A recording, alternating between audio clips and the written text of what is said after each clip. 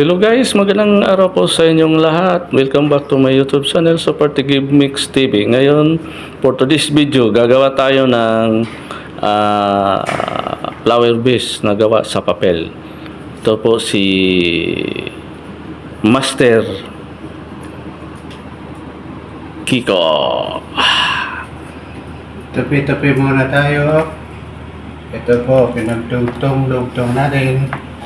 Ito siya. Disposal na papel ay kinat natin at tinupi. Gagawa tayo ng flower vase gamit ang disposal na papel. Paano gawin yung pagkatupi-tupi? Ang tupi-tupi, ganito lang po. Ito yung size niya ay 2 by 1.5. Hatiin sa gitna. Hatiin ulit. Itupi sa gilid, magkabila. Ayan. Kunin yung kabilang gilid, itupi ulit. Itupi ulit sa paloob. Paloob. Itupi ulit. At isingit dito. Ayan.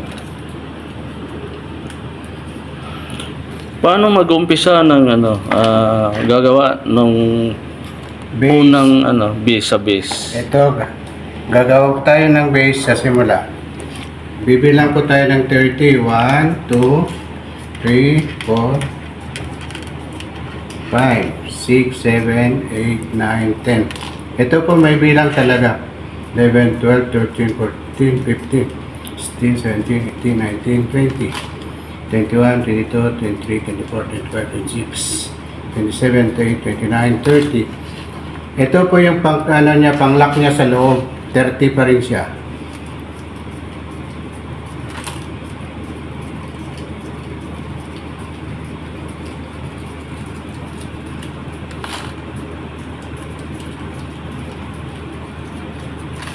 Ito na po siya. Ilalak ko sa loob. Maglalagay ako ng isa. Ilak na naman ulit. Another isa. Ilalak ulit. So pagkalagay, pinadikit, lagyan ng lock. Opo, para hindi po siya sumabog. Paikot. 30 yung paikot niyan. 30 rin yung lock.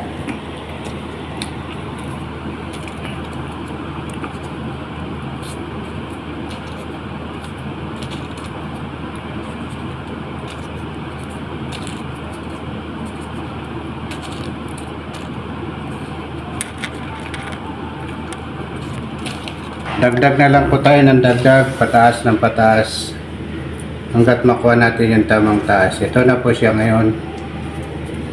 Kaya mabilis na po tayo ngayon dahil mayroon na pong 30 diyan paikot. 30 pa rin na, hindi ka po pwedeng sobra, hindi rin na pwedeng kumulang. Kailangan 30. 30 depende sa laki. Depende sa laki. Pwede ka mag 60 kung gusto mo yung base na yung tawag nito, yung paso. Pwede mo rin yung gamitin. Dikitan mo lang ng rugby.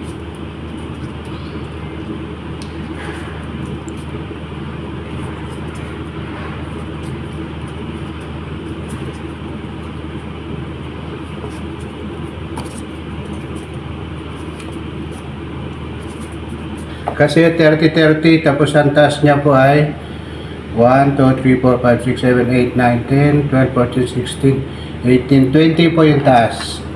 Ito na yung pinakatika pakpak na yan. Paikot na po. Tapos ito naman po yung flower vase. Ayan. Ito po ginawa to. Paikot lang po yan. Ganito po pagkagawa niyan. Pinakaulo niya. Ito po siya.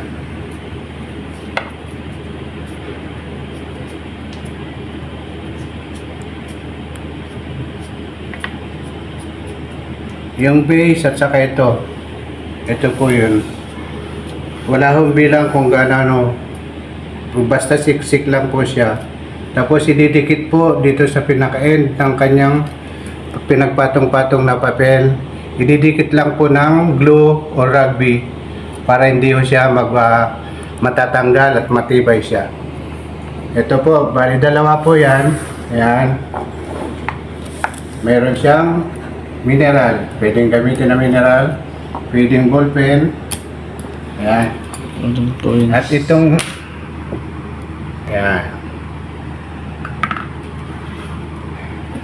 At ito naman po yung isa, pwede yung lagyan ng halaman. Ito po. Ayan siya. Mataas ito, 30 po ang taas dito. 30 patong. 30 patong. Pero sa Ayan. umpisa, 30 din. 30 po. Maliliit lang po ito, 30. Pero pag may mag-order na malalaki, lalakyan din natin. Ito yung halaman, base, halaman po.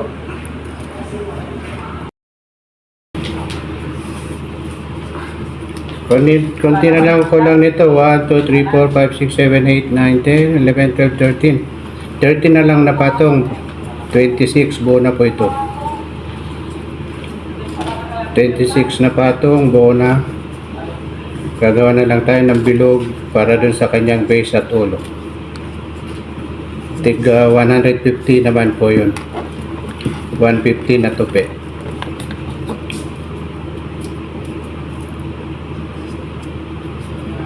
Madali lang pala. Madali lang po gawin to, kaya lang medyo mahirap yung pagtutupi. Nakakalyo ng kamay. Pag wala kayong ginagawa, ganito lang po. Lalo sa mga gwardiya dyan, natutulog-tulog. Pwede kayong gumawa, sideline. Ito po, libre, walang bayad. Yung mag-order, Pag paano? nag-order, may bayad. Sino kontakin? Kontakin lang po si Jeffrey.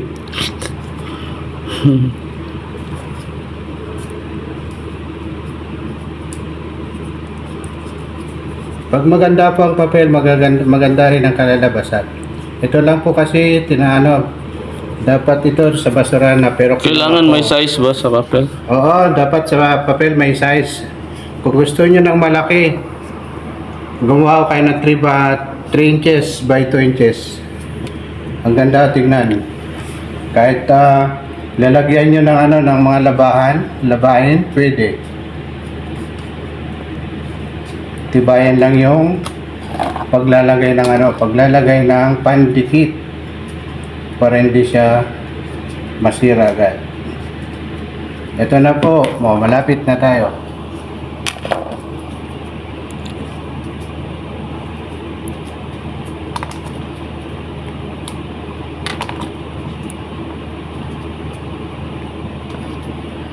Kailangan ang size ng papel ay pare-pareho. Tapos yung bilang ng ilalagay ay pare-pareho. Hindi pwedeng kumulang, hindi pwedeng sumobra. Pag nagsimula ka ng 60 hanggat matapos. Ganun po.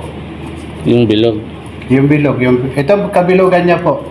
Kailangan kung anong bilang nito, yun din ang kalalabasan. Huwag kang lalabis. Kailangan eksakto ang bilang. Kasi pagka nagkulang o sumobra, hindi mo may sesirado. Hindi siya maglalak. Tuloy-tuloy pa rin ang bilang mo.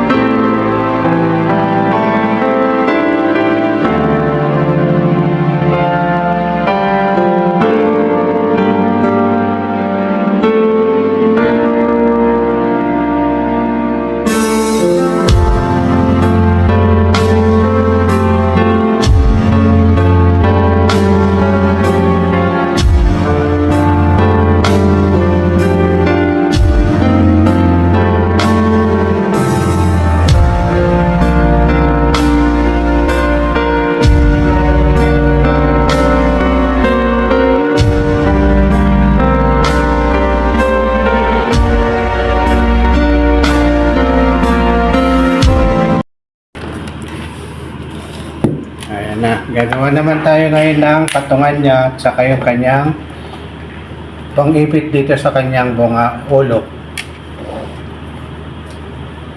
At yun, ganito naman. Ganun pa rin po, may lock pa rin siya.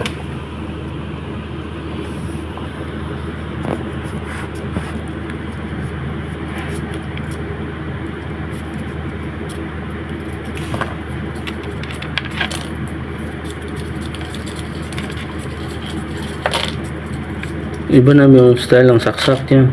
Iba naman to, tatluhan naman to. Yan ang pinaka patungan naman niya, tatlo, yan, tatluhan naman siya. Paikot pa rin to, paikot, maglalak din to mamaya.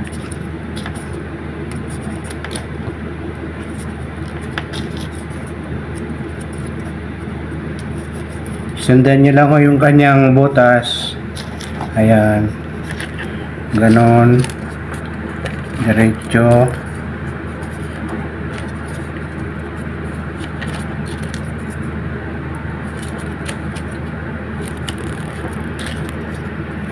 Ibibilog po natin to. Yun. May clip pa lang po. 30 din. Walang bilang to. O yung hanggang mabilog. Hanggang mabilog lang siya. Depende sa laki ng kanyang gagawin mong ano. Patungan.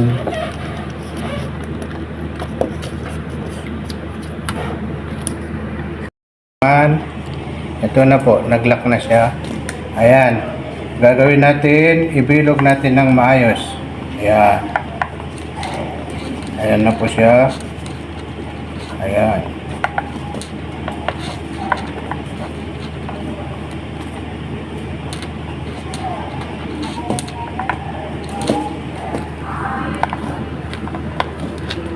Kunin natin, sukat natin.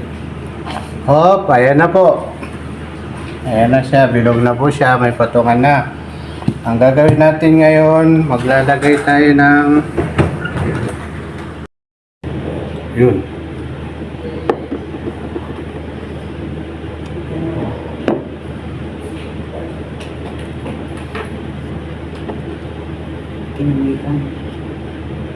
Ang dali lang naman po nasa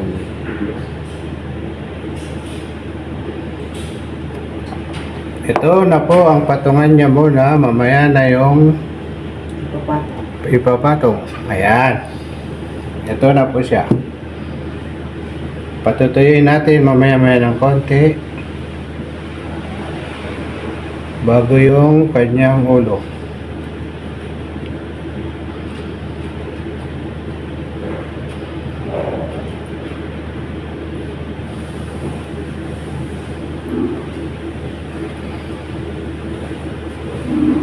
Ito na po, tatayo na siya. Patatayuin ko na siya ngayon. Ilalagay ko na sa kanyang base. Ito na po. Ayan. Hindi muna natin gagalawin at patutuyuin pa natin para tumiyas. start mo na. Ipapatok ko na ang kanyang ulo para sirada na siya.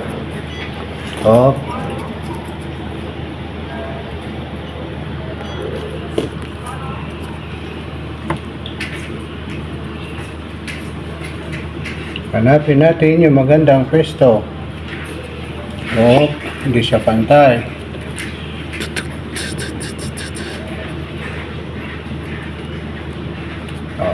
Pantay na po siya. Lagyan natin ng glue para siya ay dumikit.